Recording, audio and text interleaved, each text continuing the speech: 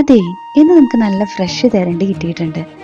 എന്നാ പിന്നെ തെരണ്ടി മുളകിട്ടതും കപ്പ കുഴിച്ചതുമാക്കിയാലോ? ഞാൻ എൻ്റെ 13-ാം വയസ്സ് വരെ അത്യാവശ്യം നന്നായിട്ട് നോൺ വെജ് ഐറ്റംസ് കഴിച്ചിരുന്നതാ. പിന്നെ എന്താണെന്നറിയില്ല, നോൺ വെജ് കഴിക്കണത് ഞാനങ്ങ് നിർത്തി. ഒരു ലോങ് ഗ്യാപ്പിന് ശേഷം, ശരിക്കും പറഞ്ഞാൽ 10 വർഷത്തിന് ശേഷം, അതെ, ആഫ്റ്റർ മൈ മാരേജ് ഞാൻ വീണ്ടും നോൺ വെജ് കഴിക്കാനും കുക്ക് ചെയ്യാനും തുടങ്ങി. ഇപ്പം ആ ലോങ് ഗ്യാപ്പ് ഓർത്ത് റിഗ്രറ്റ് തോന്നുന്നുണ്ടോ എന്ന് ചോദിച്ചാൽ ചെറുതായിട്ടുണ്ടെന്ന് പറയാം. ഇത്രയും ഓപ്ഷൻസും ഫ്ലേവേഴ്സും മിസ്സായതോർത്ത് ചെറിയൊരു റിഗ്രറ്റ് ഒക്കെ ഉണ്ട് കേട്ടോ.